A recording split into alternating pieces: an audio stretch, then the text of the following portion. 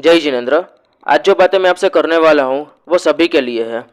हम लोग जानते हैं कि जो भी पाप या पुण्य पुण्य कर्म हम करते हैं उसके हिसाब से हमें उसका फल मिलता है, चाहे वो फल इस जन्म में मिले या फिर आने वाले दूसरे जन्मों में। पुण्य कर्म किए होंगे तो कोई बात ही नहीं है, लेकिन जब पाप कर्म हमारे उदय में आते हैं तब बहुत मुश्किल होती है। आप हंसो या रोहो उसको भुगतना तो पड़ेगा ही, लेकिन इसमें भी यदि जानबूझकर पाप किया है तो उसको बचाने वाला कोई नहीं है। लेकिन अगर वो पाप अनजाने में हुआ है तो वहां पर थोड़ी शक्ति हमें मिलती है उसका सामना करने के लिए, लेकिन वो शक्ति भी हमें ऐसे नहीं मिलती है। सबसे पहले अनजाने में हुए पाप कर्म के बारे में जानते हैं। हम सबको पता है फल फूल पानी मिट्टी सभी में जीव है, और हमें यह भी पता है कि ऐसे सूक्ष्म जीव भी है जो हमें हमारी आंखों से नहीं दिखते, और इसी कारण ऐसे बहुत सारे जीव हमारे कारण मृत्यु को प्राप्त हो जाते हैं। कैसे, आइए देखते हैं। मान लीजिए घर से ऑफिस जाने के लिए आप निकले और गाड़ी या बाइक जो भी आप लेके निकले वो मिट्टी में चलाई, पानी में चलाई, तो उसमें रह रहे जीव मृत्यु को प्राप्त हो जाते हैं। हवा में भी ऐसे बहुत सारे सूक्ष्म जीव है जो हमें दिखाई नहीं देती है, लेकिन वो हमारे कारण मृत्यु को प्राप्त हो जाते हैं। जब हम हरियाली में चलते हैं तो वहाँ पे भी जीव होते हैं जिसकी हानि हो जाती है और वो मृत्यु को प्राप्त होते हैं। ऐसे असंख्य अनजाने पाप कर्म हमसे होते हैं, और पाप कर्म हुआ यानी उसको कभी ना कभी भुगतना तो पड़ेगा ही। अब ऐसे अनजाने में हुए पाप कर्म के उदय से जो हमें डर लगता है, या फिर जब ऐसे पाप कर्म उदय में आए और तब हमें एक ऐसी शक्ति मिलती है उससे लड़ने की, लेकिन वो शक्ति भी हमें तब ही मिलेगी जब हमने इस अनजाने पाप कर्म की क्षमा मांगी होगी।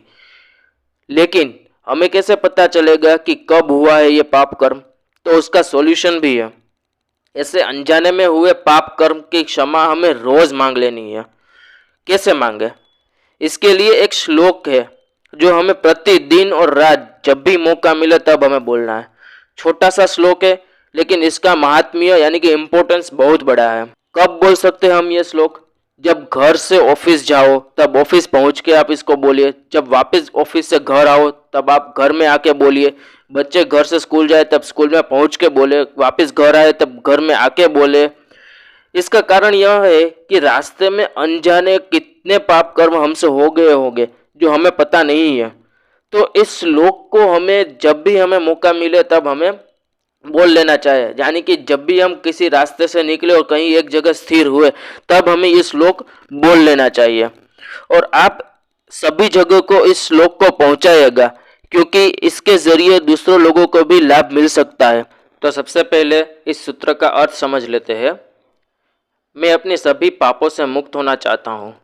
चलते समय मैंने किसी जीव को पीड़ा दी होगी या कुचला होगा, चाहे वो जीव सजीव बीज हो, जीवित पौधे हो, ओस में रहने वाले प्राणी हो, जीवित चींटी के टीले हो, जीवित कोई जल में रहने वाले प्राणी, धरती में रहने वाले प्राणी, मकड़ियों के जाले हो सकता है कि मैंने इन सभी को परेशान किया हो या कुचल दिया हो।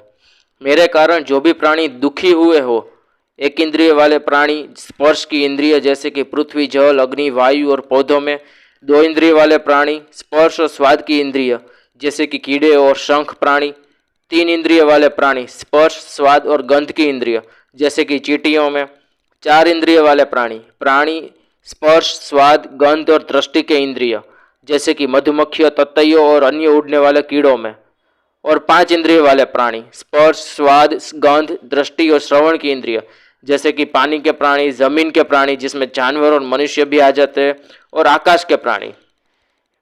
मैंने यात्रा करते समय जो भी मुझसे टकराया होगा, जिनको भी मैंने धूल से ढका हो, रगड़ा हो, टकराने पर मजबूर किया हो, पीड़ा पहुंचाई हो, डरा दिया हो, छूने या झुकाने से पीड़ा हुई हो, पूरी तरह से उलट पुलट कर पीड़ा पहुंचाई हो, एक स्थान से दूसरे स्थान पर स्थानांतरित किया हो, जीवन से अलग कर दिया हो या जीवन हीन कर दिया हो, वह सब क्षमा हो जाए, और मैंने जो भी दुख में दिया है वह सब समाप्त हो जाए।